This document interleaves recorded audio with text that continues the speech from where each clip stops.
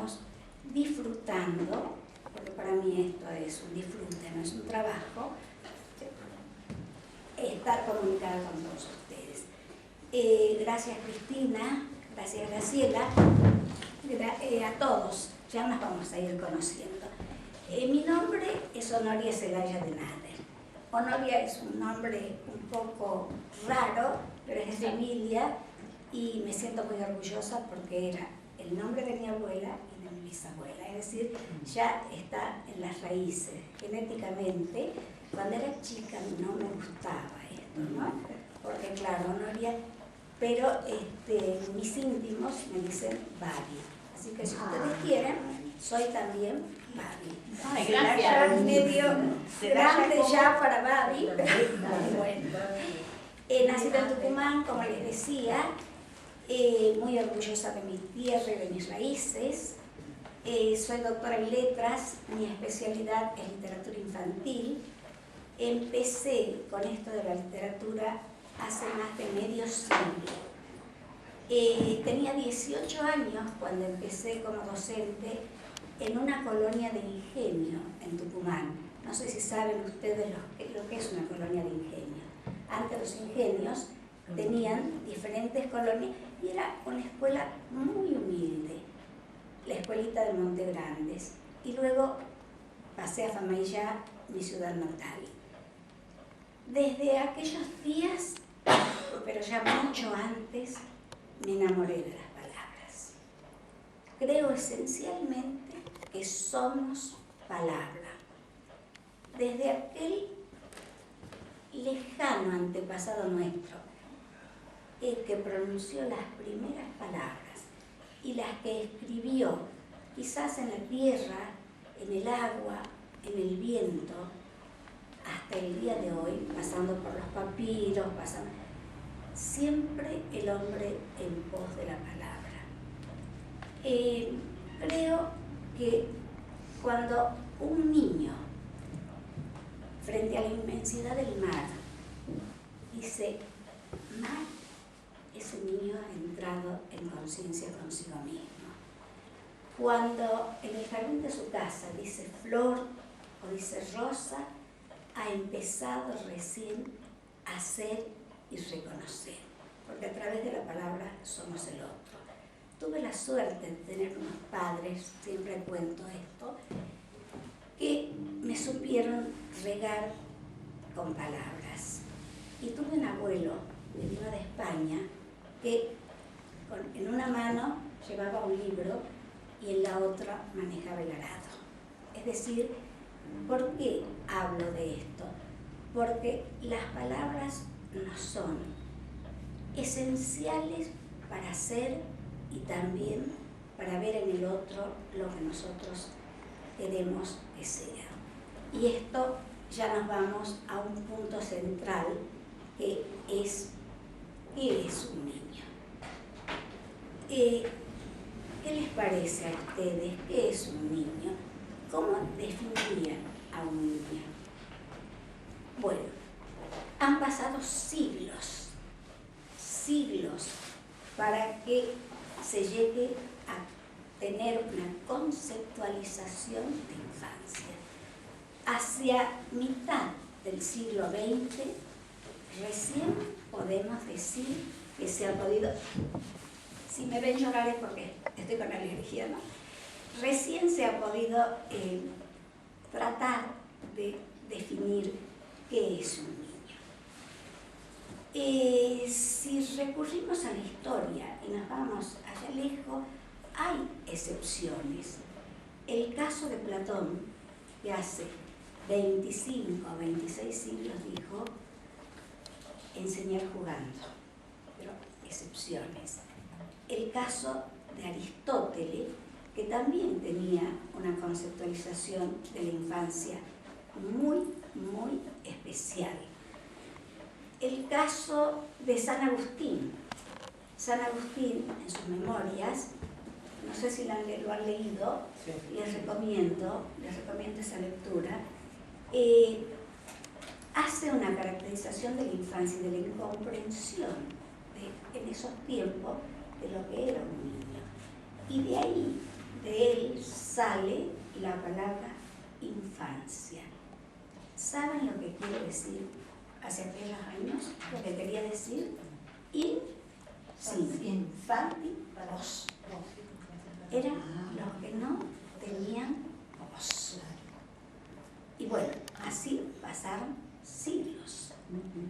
Si nos remitimos, bueno, en cuanto a la educación especial, por ejemplo, ¿se acuerdan o tienen idea quién es el primero que empieza a estudiar a los niños con problemas mentales?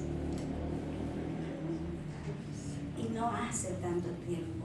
Itard, que él nos habla del niño de Aviñón, se los tiraba a los chiquitos que tenían problemas mentales y creían que estaban endemoniados y se los dejaba abandonados en el bosque cuando no se los encerraba, ¿no? Y bueno, el caso puntual del autismo y de los Asperger. Hay Asperger que son geniales, chicas. Se dice que Leonardo era Asperger, que San Francisco de Asís era Asperger, que Newton era Asperger. Pueden buscar, les cuento como anécdota, porque no me gusta que nos sintamos así muy en familia. En Tucumán, hace 2 semanas, se presentó la primera novela argentina sobre el tema de los Asperger. La autora, María Rita Carlino, que tiene una niñita que es autista, que hoy tiene 18 años, ella es ingeniera en sistema, y cuando le dieron acá en Buenos Aires, después de 2 años, el diagnóstico que la nena era autista, se levantó y empezó a besar a los médicos, y los médicos no entendían. Decía, por fin tengo un diagnóstico. Y le dijeron que esta niña no va a hablar. Y María Rita dijo, sí va a hablar. Como ingeniera en sistema, trabajaba en la universidad, dejó todo y se dedicó a hacer programas para su hija.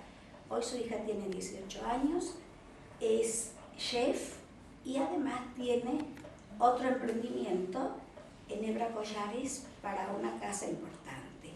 Es decir, que todavía nos falta saber tanto sobre la infancia, pese a todos los derechos humanos, sobre los derechos del niño, pero lo que sí tenemos que saber, que el niño, como decía Frida Jules de Mantovani, tiene un mundo poético y que tenemos que ascender a la infancia. Y hemos llegado a este siglo y todavía, pese a todo lo que se dice, si hacemos una visión por la historia del arte, yo había traído un pendrive, pero no he traído mi computadora para poderlo pasar, así que perdonen, todo esto estaba ilustrado.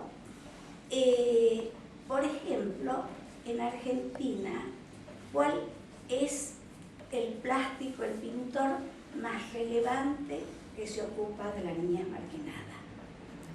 Juanito Laguna. Ah, claro, Berni. Y Philippe Gallier, que es un gran investigador francés, él habló precisamente y estudió el tema y habló de siglos de la infancia invisible. ¿Por qué? Porque tras mirar cuadros de la época se dio cuenta que se los vestía a los niños como adultos.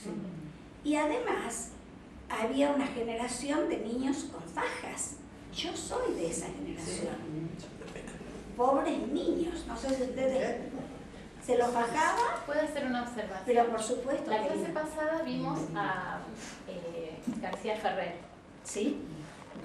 Entre los personajes de García Ferrer está Oaki. Oaki es un bebé que está fajado de la cintura hacia abajo. Claro. Porque en aquel entonces, perdonen que diga así, era sano que un niño esté fajado. O sea, yo hablo así porque he trabajado con chicos. Pero claro. Y no soporto la idea. ¿Por qué se entraban la faja? Para protegerle la columna, entre otras cosas. Pero me imagino... Bueno, como si no fuera natural, ¿no? Claro. El movimiento que ellos, inconsciente. Entonces, claro, además, qué sé yo, Pero tenía juega que con ver las con manitos. Y con desconocimiento. Claro, eso es. Sí. Por eso hablaba de la invisibilidad de la infancia. Es decir, un adulto niño. Bueno, eso lo han visto ya cuando han estudiado las materias de pedagogía, cómo se les denominaba a los chicos en esa época. Como señores. Y sobre todo en la clase alta se los trata cuando lo que el niño necesita son palabras y palabras con sueños. Ahora que tenemos más o menos, todavía no creo que lo tengamos claro, pero vamos a ver lo que es un niño, tenemos que ver qué es la literatura. ¿Cómo definimos la literatura? ¿Qué es la literatura? Podemos encontrar miles de conceptualizaciones de literatura. Yo les digo la que yo he asumido. Primero, manejo estético del lenguaje. Y cuando digo manejo estético del lenguaje, no estoy diciendo que tienen que ser, qué sé yo, Rubén Darío. No, estoy diciendo que se maneje con respeto y corrección, porque a veces Borges decía, y por eso se lo ha criticado mucho, lo vamos a traer a Borges ahora ya mismo, que en una conferencia que estaba dando en Estados Unidos dijo, no me acuerdo sobre qué autor, y dijo, por aquellos años, por suerte, no existía la literatura infantil. ¿No existía qué? No existía la literatura infantil, Ah. pero era la ironía, como diciendo, hoy cualquiera cree que puede escribir para chicos. Sí, si tiene talento, sí, pero no es literatura infantil, sino es un libro. O a lo mejor pretende ser un libro. Entonces tiene que tener manejo estético del lenguaje. ¿Y qué es lo que hace que un libro, chicas, puede estar bellamente escrito? Y puede ser de medicina, puede ser de abogacía, puede ser... ¿Qué es lo que necesita para hacer literatura? Aunque tenga un gran manejo estético del lenguaje. Imaginación. Bien, la ficción. Pero ficción no como mentira, sino como sueños, ¿no es cierto? Como recreación. Ese es el elemento básico, los dos. Y luego, que lo que refleje sea perenne, que no sea falible. En la ciencia, lo que ayer fue verdad, mañana puede ser falso. Hace 20 años, quienes tenían gastritis decían, no, tiene que tomar todos los días leche. Y hoy, no, la leche no se le ocurra. Y si hacemos la historia del conocimiento, vamos a ver que lo que hoy es verdad, mañana puede no. Pero la literatura sí, porque tiene valores que no caducan, que no son refutables. Y cuando hablábamos de los niños, los primeros que reflejaron a los niños abandonados y a esa historia de niños invisibles, como le llaman, infancia invisible, como le llama Pili Ariès, lo encontramos en los cuentos tradicionales. ¿Qué le pasa a Hansel y Gretel? Los padres lo abandonan porque no lo pueden mantener. Andersen. No es de Andersen. ¿El de oro? No. Hansel y Gretel está dentro de los cuentos tradicionales que dicen que los cuentos tradicionales dicen, ya se ha comprobado, son gajos de antiguos ritos iniciáticos. Está muy estudiado el tema, ¿sí? Pero trato de que nos imaginemos, allá hace 700, 1000, 2000 años, al atardecer, cuando en la tribu había que vencer el miedo a la noche. ¿Qué es esto? La oscuridad. ¿Por qué se viene? Empiezan a surgir los mitos. Los mitos tienen, ustedes saben que tienen mucho de fundamentos religiosos en el sentido de la relación de Dios de una persona con el Creador. Y se sentaban al atardecer y se les contaban las leyendas y creencias de esa comunidad. Y ya se les estaba legando a los chicos ficción, se les estaba legando valores y se les estaba tradición.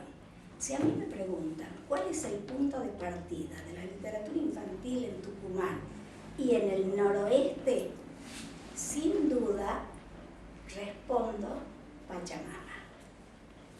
El mito de Pachamama. Y es la primera deidad femenina que tenemos nosotros. Yo muchas veces he tratado de regresar con la memoria y la imaginación a esos niños que en aquellos atardeceres se les contaba los casos de Pachamama, la emoción ensoñada de esas criaturas y el amor por la tierra. Cuando se habla del respeto por el planeta que habitamos, ya estaba en nuestros mitos y leyendas. Nos hemos ido un poquito del tema, pero tiene que ver también con lo que estamos nosotros esta tarde compartiendo. Es decir, que la literatura infantil tiene que tener esas tres condiciones. Si no las tiene, no es literatura infantil. ¿Sí? Bueno, eso es lo que Borges hizo a lo largo de su vida, pero demostrándolo a través de sus creaciones para adultos. Dirán, esta mujer está loca, está diciendo que Borges escribe para los chicos. No. La Viracocha, por ejemplo, que dice la mazamorra que creó la planta tierra, de maíz. Claro, y eso es que lo canta tan lindo Mercedes Sosa, Sí. la tucumana. Sí, claro. Les he traído para cada una, para que sigamos, una carpeta con unas... Gracias. Porque el tema de hoy, no lo dijimos, es... La hermosura. Gracias, muchas gracias. Le paso ahí. Gracias. Gracias.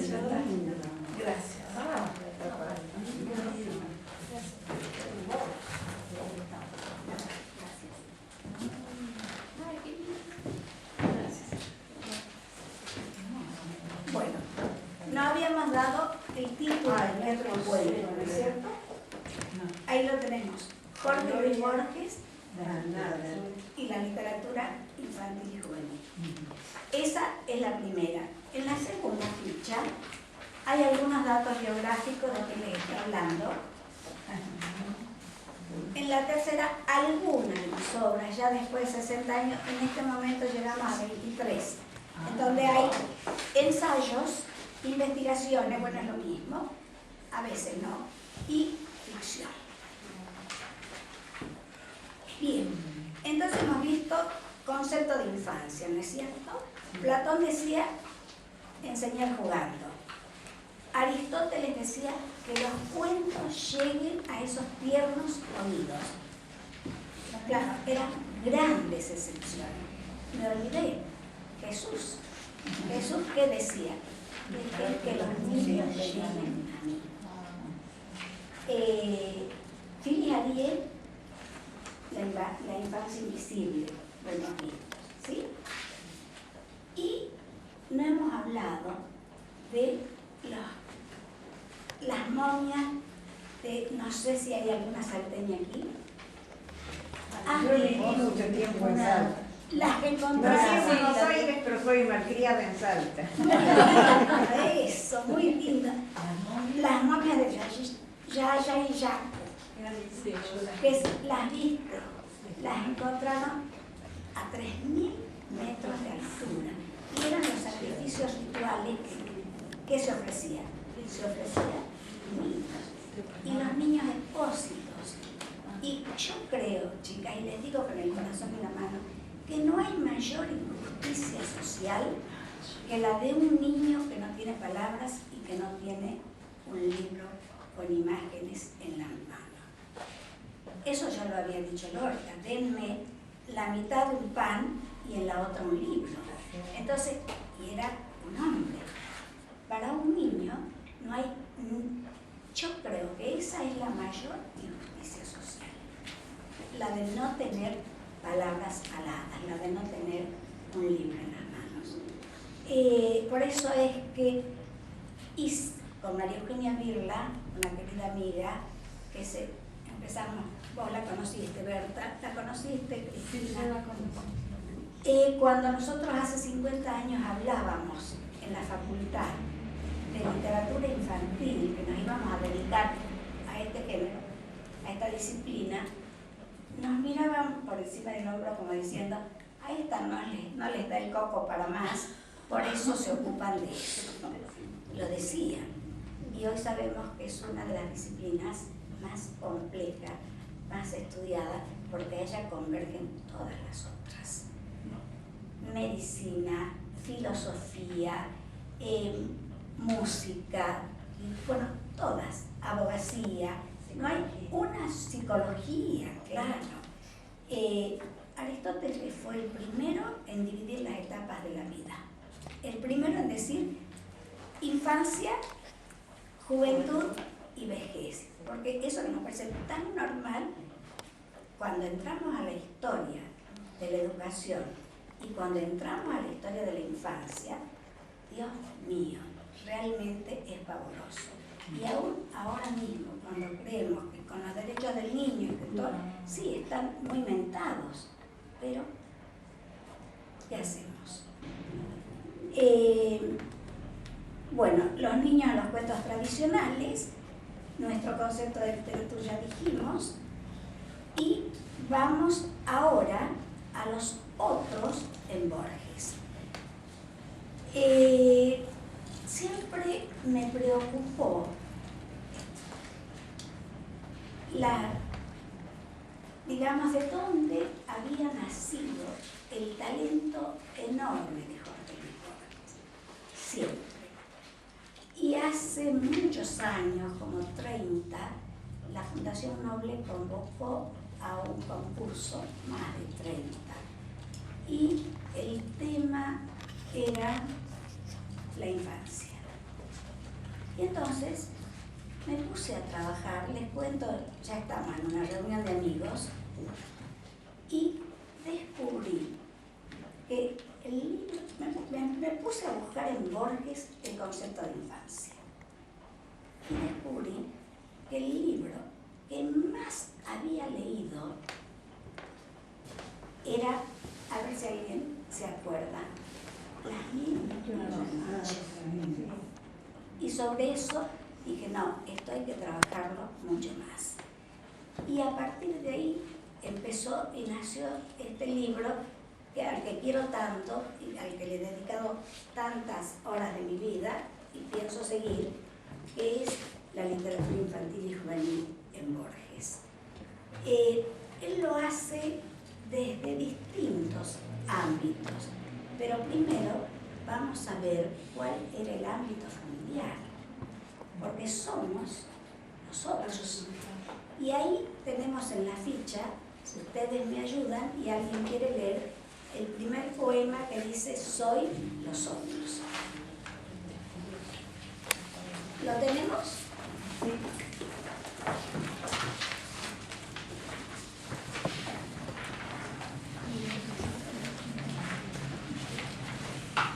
El poema, ¿no? ¿Lo tienen el poema? Sí. A ver, por favor. Graciela, dale. ¿Soy esos otros? No, un poema que se llama Nosotros. Y si no, lo leo yo. Ahora ¿cuál es la página?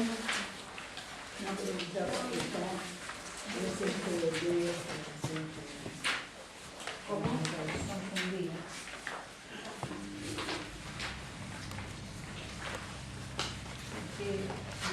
¿Están mezcladas? Yo lo tengo. Ah,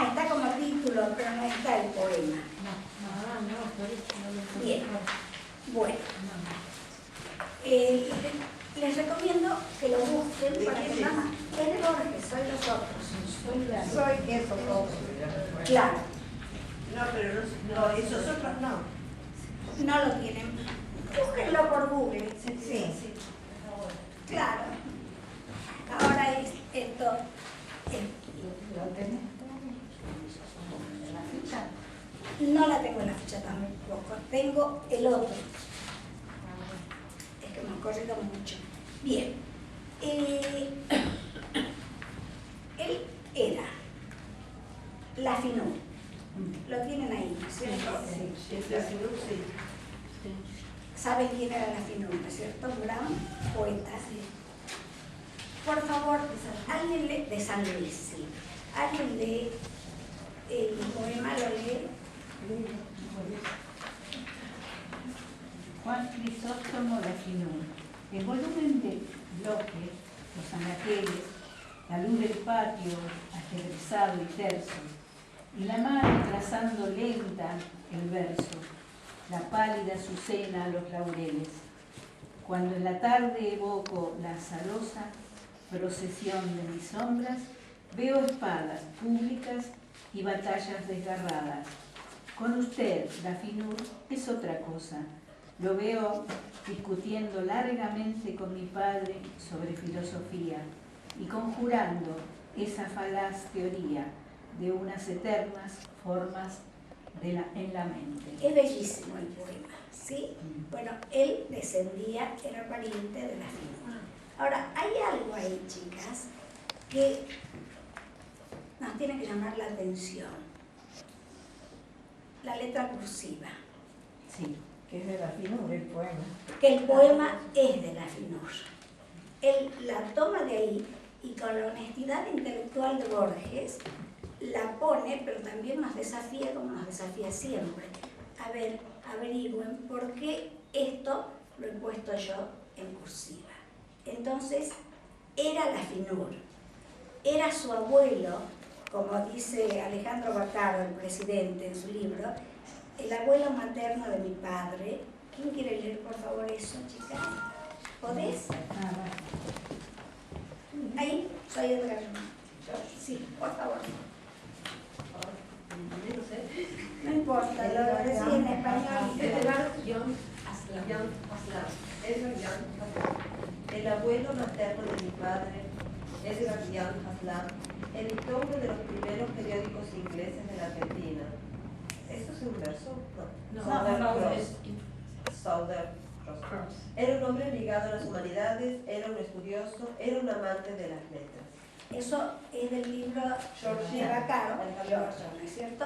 Es decir, que dentro de su familia, por lado materno y por lado paterno, pero ahora estamos viendo, por lado paterno, tenía grandes escritores. No nos podemos detener en uno por uno, pero genéticamente ese niño ya venía con un legado muy grande.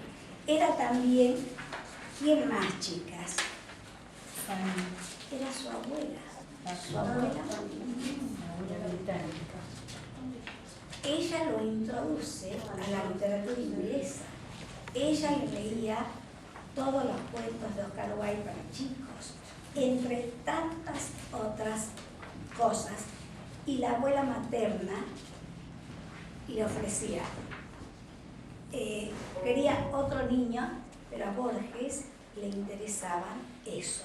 Se dice, por ejemplo, ahí conoce a Alicia en el País de las Maravillas. Y el tema del perseguidor y el perseguido, que es tan frecuente en Borges, sale de estas lecturas de la infancia.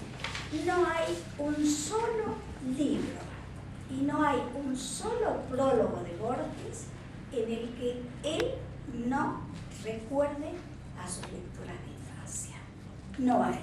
Busquen en los prólogos y van a ver la fruición literaria de Borges para sus lecturas primeras. Dicen que leía a escondidas, se escondía debajo de las escaleras de su casa para leer Las Mismas Noches. Porque bueno, claro, había cosas que para esa época, como este niño, pero un niño solo se queda, no con hemos hecho estudios con respecto a eso, no con la parte del sexo como vemos nosotros. vemos ni la relación con la amante, porque no era la esposa, al final ya del sultán, se queda con Aladino, se queda con Sinbad, se queda con la alfombra voladora. Es decir, que y todo eso le llega por su abuela británica. Los juegos del lenguaje, Alicia en el País de las Maravillas, lo de Oscar Wilde, pero muchísimas que ustedes los van a encontrar ahí en las fichas que tenemos, en las frecuencias, pero ya vamos a llegar a eso. Y además, su padre, ¿qué hace?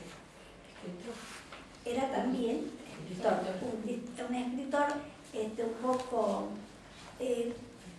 frustrado, bien la palabra, pero un gran lector. Y además es el primero que traduce. ¿Alguien sabe ese tema? No. Omar Khayyam en español. Sí. No sabía. Sí. Y yo hice el curso del año pasado con Bacaro Ajá. sobre Borges. Ah, qué bueno. Sí, Qué fue bueno. un curso maravilloso. Sin duda. Él lo ha estudiado mucho. Pero realmente, a ver, las lecturas primeras de Borges a nuestro amigo se le ha escapado. Las lecturas primeras de Borges, él, en la recurrencia temática, yo se lo he dicho a Alejandro, por eso lo estoy diciendo, se le han Y algo escapado. tenía que quedar para que lo dijera usted. No, para nada. Y Borges lo hace, ahí tienen, chicas, por favor, fruición literaria en prólogos y epílogos borgianos. Fíjense, está en Fervor de Buenos Aires, ¿a quién cita? A Escleras. En Luna de Enfrente, claro. Y miren lo que dice en el prólogo de Luna de Enfrente, ¿no? Nadie, fuera de cierto aventurero que soñó él, ha descubierto el arte de vivir en el futuro o en el pasado. Y eso lo dice en su prólogo. El cuaderno San Martín, ¿qué dice? No dice nada, pero ¿qué hemos puesto ahí en esa ficha? ¿El texto? El título mismo de la obra es de la infancia. Cuaderno San Martín eran los cuadernos escolares de la época de la infancia de Borges. Bueno, en Evaristo Carriego cita a la isla del tesoro, cita al hombre invisible, cita a la lámpara de Aladino. ¿Y qué les parece si leemos un poquito lo que dice sobre el texto? ¿Querés leer, por favor? Bueno, ¿Dónde está? Quienes poblaron mis mañanas y dieron agradable horror a mis noches fueron el bucanero ciego de Stevenson, agonizando bajo las patas de los caballos, y el traidor que abandonó a su amigo en la luna, y el viajero del tiempo que trajo del porvenir una flor marchita, y el genio encarcelado durante siglos en el cántaro salomónico. Fíjense, si no nos está diciendo las lecturas aquellas tan ensoñadas de las 1001 noche, y bueno, y del bucanero ciego, pero han pasado desapercibidos. Pero él no, son los que han conformado al margen del gran talento, eso no lo podemos discutir, pero también tenía una formación literaria desde la infancia. Está también en el prólogo del libro Discusión. Fíjense lo que dice: las versiones homéricas son mis primeras letras. Luego, en Historia Universal de la Infancia, de la Infamia, en ese libro, chicas, todos los personajes de la Historia Universal, los breves cuentos, son jóvenes maltratados, violados, explotados, y les llama Historia Universal de la Infamia, porque son a esos jóvenes de los prostíbulos, de madres que no se hacían cargo de los chicos, en fin, los refleja, y esa es la historia de la infamia para Borges. El abandono que se da a los jóvenes y las infamias que se hacen utilizándolos. Y bueno, les dejo la ficha 4 para que ustedes fíjense, por ejemplo, en el prólogo de ficciones. ¿Alguien que no haya leído, por favor, me ayuda? ¿Dónde está el cargo? Función literaria, poemas, cuentos, ensayos. ¿Se lo lee? Por favor. No soy el primer autor de la narración La Biblioteca de Babel. Los curiosos de su historia y de su prehistoria pueden interrogar ciertas páginas del número 59 de Exur que registra los nombres heterogéneos de Leucipo y de Losquitz, de Lewis Carroll y de Aristóteles. Fíjense cómo juega con Alicia en el País de las Maravillas. Pero claro, nos está desafiando, ¿no es cierto? ¿Cuál es la competencia lectora nuestra y cuál es la formación? ¿Qué está diciendo? A ver, busquemos. ¿Y en el Aleph? Sí, en el Zahir y el Aleph creo notar algún influjo del cuento de Crystal Eggs de Wells. Podemos considerarlo una variación de los dos reyes y los dos laberintos que los copistas intercalaron en las 1001 noches. ¿Sabe alguien a qué se refiere a que los copistas intercalaron en las 1001 noches? Porque él, en este cuento, él pone una referencia, Borges, ¿no? Como que lo toma de las 1001 noches y no existe. No, nos desafía también para decir, bueno, yo hago ficción, ustedes me quieren investigar, fíjense si realmente la cita que yo he dado, pero lo hace deliberadamente. Esa página no existe, pero él amaba las 1001 noches. Bueno, entonces les dejo, porque creo que ustedes con esto pueden frecuentar Borges y buscar las grandes lecturas que ha tenido y cómo en él ha pesado de una forma increíble sus lecturas primeras. Soy los otros, pero también soy los que me legaron el valor. Hay un poema que lo tengo acá, que se lo dedica a su abuelo Isidoro Acevedo, donde vamos a ver cómo conceptualiza la infancia. Y esto pertenece a Cuadernos de San Martín. Es verdad, Isidoro Acevedo era su abuelo. Es verdad que lo ignoro todo sobre él, salvo los nombres del lugar y las fechas, fraudes de las palabras. Pero con temerosa piedad he rescatado su último día, no el que los otros vieron, el suyo, y quiero distraerme de mi destino para escribirlo. Adicto a la conversación porteña del truco, alcimista y nacido del buen lado del arroyo del medio, comisario de frutos del país en el mercado antiguo del 11, comisario de la tercera, se batió cuando Buenos Aires lo quiso en Cepeda, en Pavón y en la playa de los Corrales. Es decir, soy los que me legaron el valor, ¿no es cierto? Pero mi voz no debe asumir sus batallas, porque él se las llevó en un sueño esencial.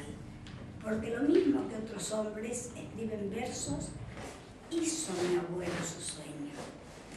Cuando una congestión pulmonar lo estaba arrasando y la inventiva fiebre le falseó la cara del día, congregó los ardientes documentos de su memoria para fraguar un sueño. Esto aconteció en una casa de la calle Serrano, en el verano ardido del 95.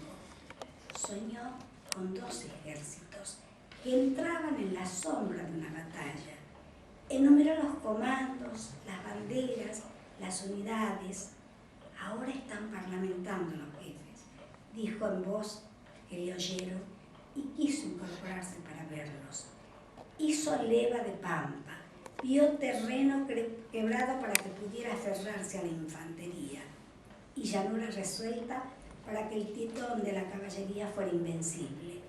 Hizo una leva última, congregó los miles de rostros que el hombre sabe, sin saber después de los años. Caras de barbas que se estarán desvaneciendo en daguerrotipos, caras que vivieron junto a la suya en el puente Alsina y Cepeda. Entró a saco en sus días. Para esa visionaria partida que necesitaba su fe, no una flaqueza que lo impuso. Juntó un ejército de sombras porteñas para que lo mataran. Así, en el dormitorio que miraba al jardín, murió un sueño por la patria, en un sueño por la patria.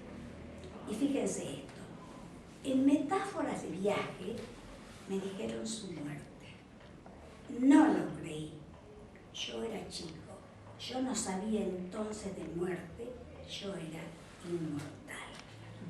A un niño no tiene noción de la muerte y el respeto. Pero dice, me dijeron, en metáfora de viaje, me dijeron su muerte. No lo creí. Yo era chico. Y después sigue el poema, porque él lo sigue buscando al abuelo. Pero ahí es, no se le miente a los chicos, ¿sí? Y si uno cree que los engaña, no los engaña. Pero esa figura de su abuelo, la agonía de su abuelo, es la memoria de un niño, porque él está recordando cuando su abuelo se moría y todas las, ¿cómo se llama? Cuando está el delirio que tenía antes de morir por la fiebre, todas las batallas vividas, pero ya aparece en uno de sus primeros libros de poemas, en Cuadernos San Martín, yo era chico, yo no sabía entonces de muerte, yo era inmortal. Y un niño cree siempre que es lo que hay que cuidar para que los chicos realmente no. Es un tema tremendo el de la muerte y la infancia, ¿no? Bien, sigamos. ¿Alguna pregunta, por favor? No, con respecto a esa idea de muerte y juego, recuerdo un poema de Requeni que se llama Piedra Libre.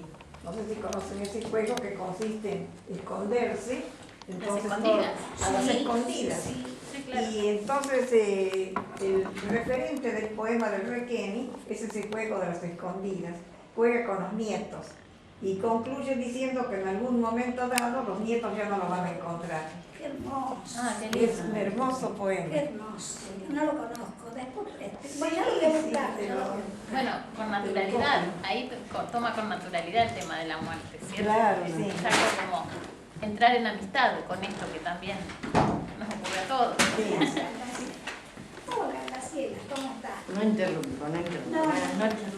Buenas noches. Entonces, estábamos en las conceptualizaciones de la infancia de Borges y cómo se reintegra.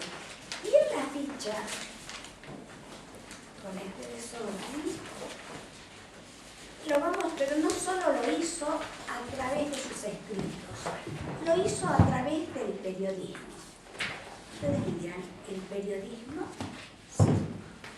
Borges escribía en la revista que salía los sábados, en la revista Crónica.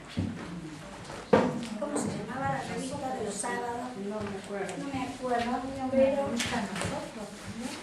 ¿cómo El hogar, nosotros. Espérate, acá está. Ya nos ubicamos ¿Qué fichita? en la página 92 del periódico. Evidente, no, es que lo tenía en el Power, pero lamentablemente no se lo pudo pasar. Acá dice En el la diario revista Crítica. multicolor.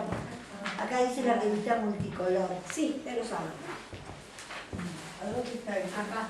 ¿Y saben? Dice concepciones burgianas de la infancia desde diversos ámbitos. Exactamente. Fíjense lo que dice en esa página de la revista, ¿no? Les leo. Todo es juego para los niños. El título de la nota de ese día del periodista es Niños. ¿Así? Y los chicos jugaban. ¿Y qué escribe Borges? Todo es juego para los niños, juego y descubrimiento gozoso. Prueban y ensayan todas las variedades del mundo, los desniveles, los colores, los árboles, los objetos fabricados y naturales, los animales, la tierra, el fuego, el aire y el agua. Juegan tanto que juegan a jugar, juegan a emprender juegos que se van en puros preparativos y que nunca se cumplen porque una nueva felicidad los distrae. Sigue. Y vamos a leer. Tiene un párrafo y dice: hará 10 años, los paseos y las plazas de Buenos Aires desconocían el juego de los niños. Y ahí estamos de nuevo a la invisibilidad de la infancia. El niño es juego. Un arco que se disparaba solo por esas calles, un par de zancos productor de rodillas peladas, el saqueo ocasional de un jardín y el humilde exceso de ese orden. Cielo. La municipalidad. Perdón, acá dice cielo de tiza. De la Rayuela. Ah, perdón, El sí. humilde cielo de tiza de la Rayuela. Perfecto, me Sí, omití algo. La municipalidad no fomentaba las aventuras. Una crítica a la sociedad. Ahora, nuestras plazas son hospitalarias con el niño. El tobogán, las hamacas, los trapecios, las barras paralelas y los anillos juegan infinitamente con él. Los plásticos montones de arena crean la ilusión de la playa y equivalen al mar.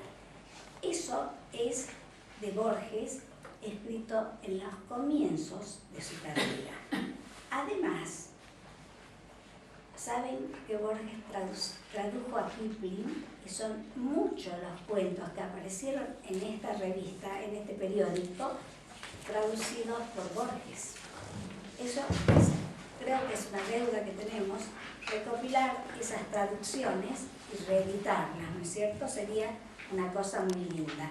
Entre los cuentos traducidos por Borges en la mencionada revista tenemos cómo el leopardo logró sus manchas. Todos son las interrogantes. Sí. Perdón, el último párrafo es impresionante. Es el reino de Dios. De los niños, Donde el evangelio. de los niños es el reino de Dios. Bueno, ahí entramos a un tema que sí es muy, conmovedor, discutible, y en cuanto es un tema que no vamos a tocar porque no está en nuestro programa de hoy, y además respeto mucho lo que se piensa sobre eso, pero yo creo que Borges era un creyente. Y si no, fíjense Al leer esto, lo que dice ahí. Además tiene una página que se llama Una oración, donde dice que dice el Padre Nuestro en todos los idiomas. Y que a su vez su madre le había pedido que lo recite de por vida, Sí. que lo recitado en el sentido de oración, ¿no? Pero fíjense lo que escribe en esa... también traduce cómo el rinoceronte obtuvo su piel.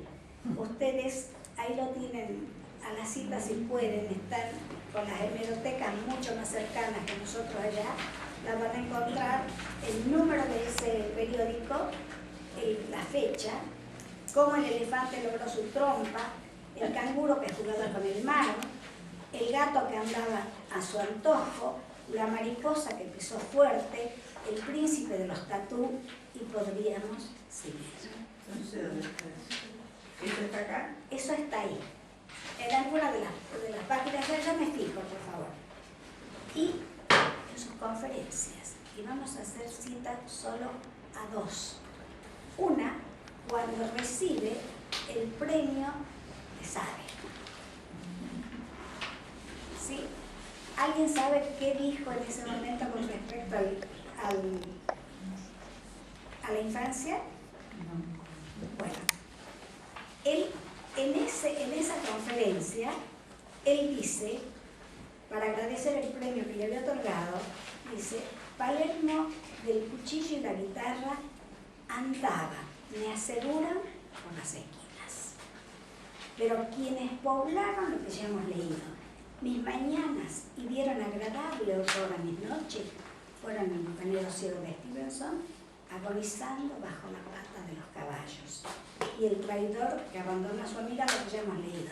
Pero eso es de las palabras que dice Borges cuando recibe el premio de Sabe. Y la otra, cuando recibe el gran, bueno, es casi como el Nobel que se lo quitaron, ¿no es cierto? Cuando recibe el gran premio, no, allá en España, el Cervantes, bien. Él dice que una de sus obras más queridas, además de Las Mil y una Noche, es Don Quijote. Y si nos fijamos, yo he tratado de hacer las recurrencias temáticas de los libros que más ha leído y de qué proporción. Ahí lo deben tener, chicas. Sí, está. ¿Está? Sí. El gráfico. Sí, Ahí está. ¿Cuál es el que más ha leído? Las Mil y una Noche. En segundo lugar, Don Quijote. Don Quijote. Sinbad el marino. Sinbad el marino. Ay, pues sí, ay, fácil. Los viajes Luego, de Gulliver. Los viajes de Gulliver. Moby Dick, Moby Dick. Son, y los cita frecuentemente.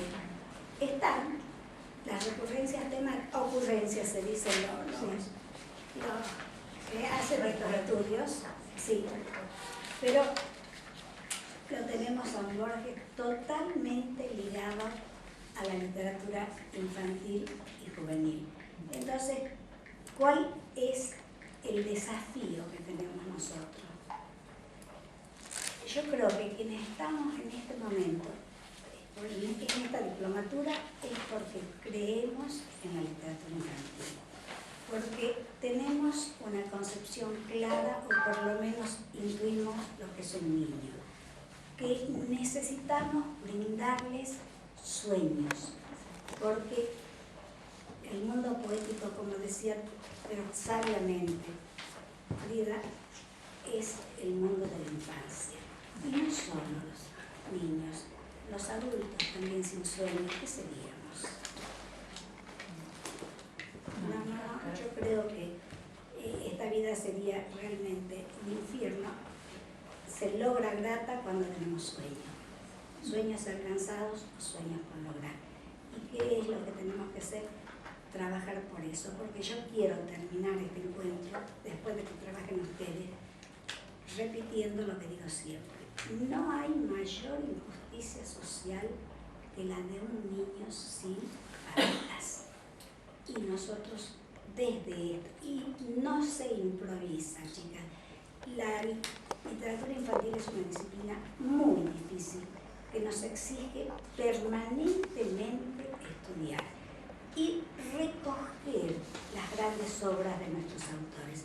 Aquí tenemos esta tarde a la hija de un gran escritor y que ha tenido un legado, Gigena Sánchez. ¿Cómo no brindar eso en las aulas? Traje para dejar esta tarde un diccionario sobre la literatura infantil en Tucumán desde 1816 al 2019. Pero no solo los fragmentos biográficos, digo fragmentos porque no podés, sino también con antología. Y yo creo, y esto es una convocatoria también, que cada una de las provincias tiene que hacer ese diccionario. ¿Para qué? Para que recién podamos hablar de una historia de la literatura infantil argentina, desde la palabra escrita, ¿no es cierto? Porque ya hemos hablado que desde la oralidad se pierden las noches de los tiempos, porque el hombre es uno desde Adán y necesitaba sueños. Noé cuenta, después del diluvio, cuenta anécdotas para parar el terror de los que lo acompañaban. Los que frecuentan la Biblia lo pueden encontrar Es decir, es tan antiguo como la humanidad misma. No en vano, hemos hablado de Aristóteles, hemos hablado de Platón, hemos hablado de San Agustín, en fin, pero sigue siendo muchas veces invisible. Yo me acuerdo que cuando tuvimos la suerte de llevarla a Tucumán con María Eugenia, a la doctora Dora Pastoriza Echevarne, ella nos contó. Recitaba muy bien. ¿Alguien la conoció? Yo creo que sí. La conociste. ¿Cómo recitaba? Y después de narrar un cuento, había un niñito con un cajón de lustrar, para lustrar, debajo del brazo. Y terminó ella la narración y le dijo, ¿les ha gustado? Y este niño dijo, no. ¿Por qué? Porque ese tipo que hace esto, aquello, lo otro, no le ha pasado nada. ¿Se dan cuenta de lo que hablábamos de las condiciones de los valores que son inalterables? Y después nos dijo, hoy voy a tener que rectificar mi tesis. Porque el final feliz no siempre, sí un final esperanzador, pero que el delincuente tenga su castigo. Y este chiquito que era Lustrabota, lo tenía clarísimo. No, dice, ese tipo que ha hecho esto, no le han hecho nada. ¿Cuál era el cuento que estaba narrando? No me acuerdo, realmente no me acuerdo cuál es, porque hace tantos años y disfrutábamos tanto de la doctora Echevarne, ¿no? Que además pionera. El cuento en la literatura infantil argentina, bueno, es una obra que la tenemos que tener así. ¿O no es así, Graciela? Totalmente. Una pregunta. Las que quiera, ojalá pueda responder. No, claro que sí. Si es difícil introducir en la literatura infantil problemáticas por ahí diferentes, depende de la escala social que se viva, de la coyuntura socioeconómica, la que fuere. ¿Por qué no se empieza a trabajar más, o cómo se trabaja, porque lo desconozco, cuestiones por ahí más universales de la infancia, como ser la muerte y ese tipo de cuestiones que como no son cotidianas, digamos? ¿Cómo se hace para enmarcarlas, digamos? Bueno. Para este niño que se cree eterno, que a veces la circunstancia no lo es, y entonces por ahí no sé si se me interpreta bien la pregunta. Sí, yo creo que si es lo que usted está preguntando, si es pertinente tocar el tema y explicarles eso. Yo creo que no necesita explicación. Los chicos tienen una inteligencia, porque además lo ven en el gato, en el perrito de su casa, en la mascota, sino no entrar ni con la mentira ni con la anulación. Pregunta, se responde. Mira, yo creo que el abuelo se ha ido al cielo, pero el abuelo no vuelve más. ¿Sí? Es decir, el Saborne mantiene al respecto varios cuentos en donde aborda este tema, pero no de la forma descarnada, sino desde la poesía, desde la ficción y de los sueños. Ficción no como mentira, ¿no es cierto? No etimológicamente, sino como sueños. Y bueno, para eso, psicología evolutiva. Y como decía la doctora Echevarne, la literatura no es pedagogía, es una íntima ligación entre actividad estética y actividad pedagógica, pero hay que delimitarla bien. Yo no puedo enseñar un cuento para enseñar, no puedo dar un cuento para enseñar, tengo que dar un cuento para solazar, porque si doy un cuento ya estoy entrando en la didáctica y son dos planos íntimamente ligados, pero diferentes. Y eso es fundamental en el tema de la literatura infantil, ¿no? No un libro para enseñar nada, un libro para soñar y donde realmente se maneje lo que dijimos, chicas, ¿no es cierto? Primero, manejo estético del lenguaje, no cualquiera puede escribir un libro para niños. Si quiere, lo hace, pero lo logra no saberlos. Segundo, ¿cuál era la condición? Que sea perenne, que se continúe en el tiempo. Claro, los valores, que son eternos. ¿Por qué los clásicos son clásicos? Sí, ¿Por pero qué ellos la ya están. literatura? Pero ellos ya están. Claro. Es un problema, ¿eh? Es un desafío demasiado grande. Claro, Pero no podemos decir. no podemos inventar nada, ya está. Ahora el tema de la muerte yo lo vi muy bien planteado en un cuento que se llama Monigote en la arena. Ah, sí, No sé, claro, Laura Levitas. Laura Levitas. Laura Levitas, claro, Sí, claro, porque aparece a partir de la nena hace un monigote en la arena y juega con ese monigote y ese monigote tiene amigos, lo transforma en persona, ¿no? A ese monigote. De repente, bueno, desaparece y ahí está la muerte, ¿no? Presente de una manera muy metafórica. Si me borro, me borraré jugando. Me borraré claro, jugando, fíjense exactamente. qué sabiduría y qué poesía para dar una respuesta a eso, ¿no? Y además la muerte como aceptación, me borraré jugando, porque no hay nada que hacer Y frente a la claro, y muerte. lo que dice Borges en el último verso de a su abuelo.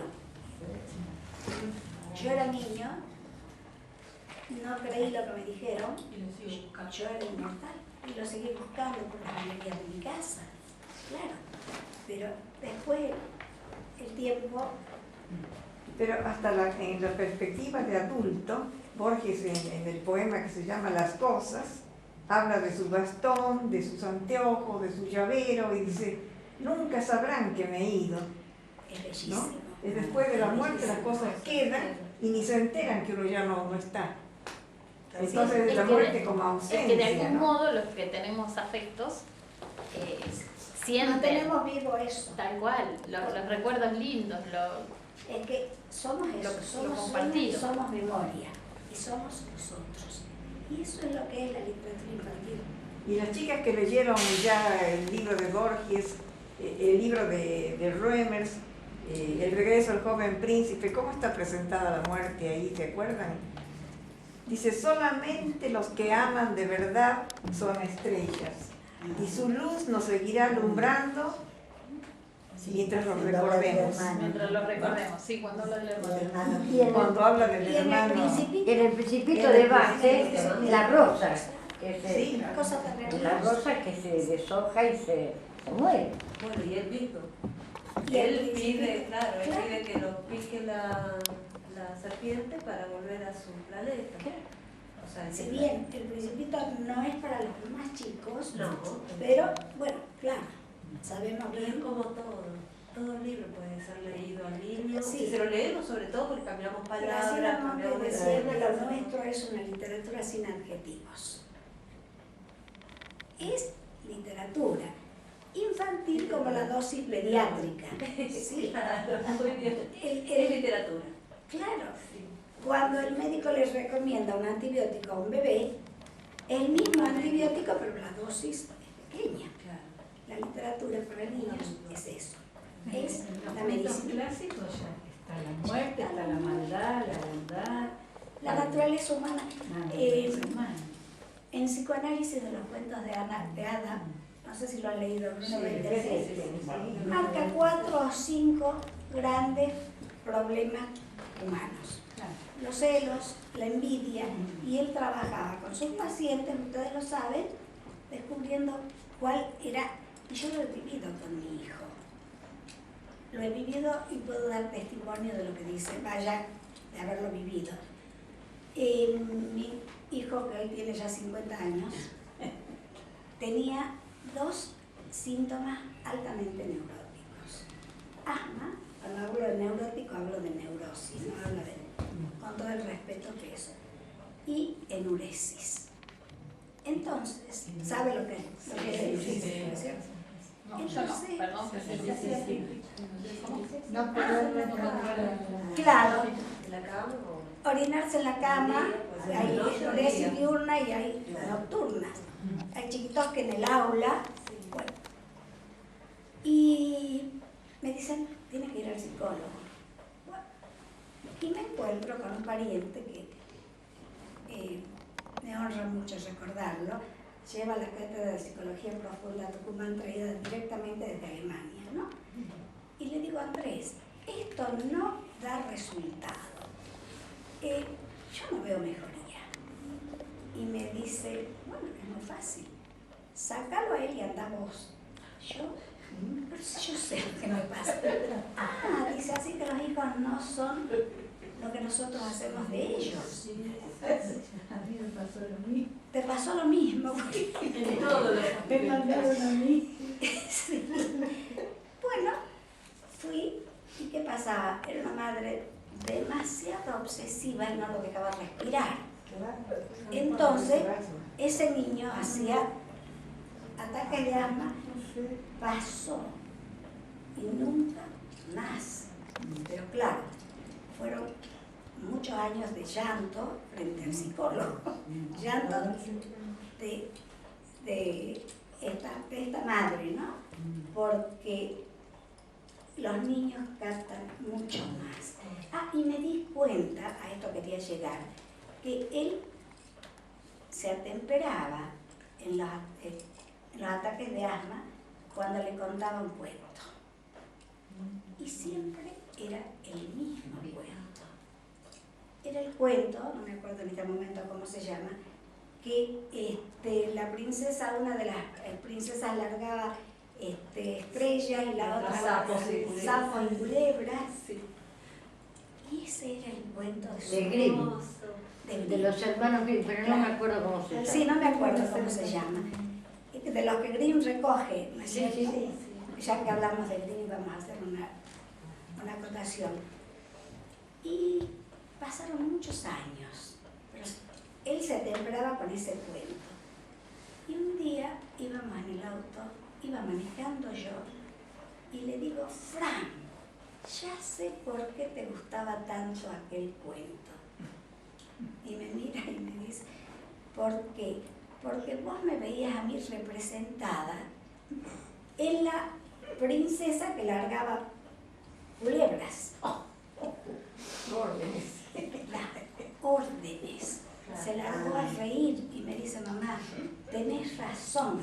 Era tan fuerte para él que la madre sea una bruja. Pero cuando contabas el cuento salían estrellas. Claro, claro, entonces era la ambivalencia.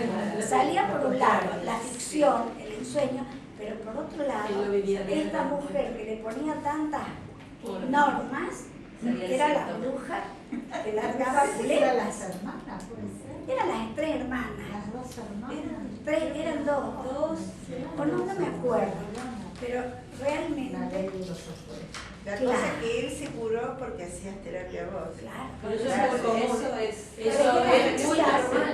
Lo dejé de asfixiar. Eso es normal. El problema está cuando uno no logra que la otra persona vaya a terapia. Ahí está. Es decir, Vos porque fuiste amigable con la psicología, Con la hay gente que no lo es. es decir, que la palabra cura, la palabra es sanadora, la palabra nos conecta con el otro y nosotros no somos nada más que otra edad. Yo soy el otro. Y si al otro no le puedo dar lo que yo siento, tampoco el otro puede estar dentro mío. Esa es, para mí, chicas, la literatura infantil.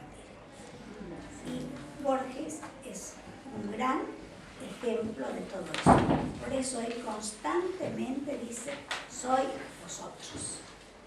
Eso tiene que ver con lo que estamos agradecidos con nuestra familia, de dónde venimos, el amor que recibimos. Por eso es tan Entonces, importante. uno quiere transmitir, uno siente la necesidad. Exactamente, eso es el compromiso que tenemos con la infancia, para que no sea la infancia invisible, para que no sea la infancia maltratada, para que no sea la infancia de los niños expósitos, para que no sea la infancia oprimida, para que sea la infancia con todos sus valores y nosotros podamos vivir de esas luces que nos dan los niños.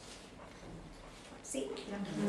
Yo creo que la otredad ahí tiene que estar más que nada reflejada no en el amor por ahí más natural, ese que se llama, que ya viene de familia, por infancia o por afecto. La otredad del otro indiferente real, digamos, o sea, que es extensivo, porque es fácil considerar a la gente que uno quiere, al niño que de su familia, además. El tema es hacer una intervención y una acción real por una otredad que no nos es legitimada, digamos. Entonces, esa acción me parece que es la difícil. Que no es por lazo de La docencia, eso no pasa. Y bueno, El docente de alma terminas queriendo a todos tus alumnos a los 60, a los 70, con todo a su y hacer caso al que más lo necesita, aún no conociendo. Por eso decíamos que sí, que los derechos del niño están bárbaros, pero son más mentados que sentidos, porque si no, no tendríamos en este momento niños durmiendo en la calle. Bueno, es el poder de la palabra. La palabra construye, O no chicos puede muriendo, destruir. chicos migrantes. Ahora tengo una pregunta ya como investigadora. Gracias. ¿Cómo se te ocurrió hacer ese ensayo sobre Borges en la literatura infantil y juvenil? ¿Cuál fue tu motivación? ¿Qué te propusiste? Bueno, ¿Cómo porque descubriste el tema? es una pregunta muy profunda, te agradezco, Berta. Yo contaba la historia de mi vida porque también somos nosotros. Y contaba que tuve la suerte de tener padres que regaron mi infancia con padres, abuelos. Y dije, bueno, pero eso no me puede pasar solo a mí. Esto también tiene que pasar. Pasa con todos los escritores. De algún modo ha llegado esa palabra. Vamos a ver cómo ha llegado en Borges. Porque estaba segura que sí, había un gran talento, que tenía la biblioteca de su padre. Pero ¿cuántos tenemos? Miles de bibliotecas alrededor y no hemos ingresado a ninguna de ellas. Sí, pero siempre tiene que haber habido una mamá o un papá, porque yo recuerdo un en mi docente. infancia, por ejemplo, yo era chiquita y me acuerdo que, por ejemplo, mi papá me trae Bertoldo, Bertoldino, el Cacaceno, me dice, este libro es muy importante en Italia, el Quijote de España, el Martín Fierro, él lo sabía de memoria, por ejemplo. Y encima lo habían criado los salesianos, o sea, había ido internado al colegio donde los salesianos tenían una cultura impresionante. Entonces, tanto lo que hablaba y lo que me enseñó, y yo era muy chica, muchas cosas que no recuerdo, pero eso te va formando de muy chico. Y ya que has hablado de los salesianos, la primera biblioteca para jóvenes de Europa, ¿quién la crea? Don Bosco, sí. La primera biblioteca para jóvenes, Don Bosco. Y dentro de la congregación salesiana, ¿cuál era? ¿Era la medalla o era un libro al mejor alumno a fin de año? El libro. No era la medalla. Digamos que es la sociedad, los docentes, las políticas educativas, pero por sobre todo el amor a la infancia y hacer visible la infancia. Exacto. Es una edad que necesita el amor, la protección, los sueños y sobre todo las palabras. Y tanto es así, ustedes lo saben y lo deben haber escuchado muchísimas veces, un bebé, cuando lo tomamos en los brazos y le cantamos una canción de cuna, no sabe lo que estamos diciendo, pero sí siente la afectividad que está en eso, y después viene el cuento, y después viene el libro, y después viene ese adulto que ama las palabras y que se permite soñar y ahondar en sí mismo. Porque, bueno, no hay ningún secreto, leer no es traducir, leer no es contar lo que dice ahí, leer es dialogar con el autor, pero para eso tenemos que tener formación, porque si no estamos dando traducción. Contame qué dice el Quijote. No, hablemos con Sancho y Don Quijote, pero yo desde mi interioridad. Y no confundir didáctica de la lengua con literatura infantil. Porque si vamos a tomar una maravillosa pieza para que señale los sustantivos, los adjetivos, las oraciones compuestas, ¿qué pasa? El chico termina odiando el libro y no quiere. Son dos disciplinas altamente valiosas, pero cada una dentro de lo suyo. Entonces los invito a leer a Borges y ahí tienen un trabajito final. A ver, Ah, acá. acá está el blanco. Yo todavía no puedo hacer eso porque ya tomamos un café. Ah, bien. Entonces hacemos el receso. Perfecto. Dice con ustedes, ahí, ¿qué dice? ¿La 7? ¿Ficha 7? Concepciones borgianas sobre la infancia y la literatura. Ahí está. Ah, es tarea para el hogar. O es para volar. Ahora, yo creo que algo podemos, no sé, como ustedes Sí, quieran. para ahora. Sí, Después de